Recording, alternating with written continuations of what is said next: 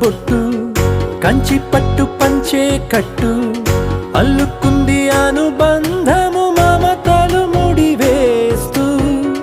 తను తన తాళి బొట్టు ఆమె తన ఆయువు పట్టు ఏకమైంది దాంపత్యము 7 అడుగులు వేస్తూ నాలో సగం నీవంటూ నీలో సగం నేనంటూ జనుమలు జతపడువలపుగ ఇరు మనసులకొక తలపుగ కలగలిసిన ఒక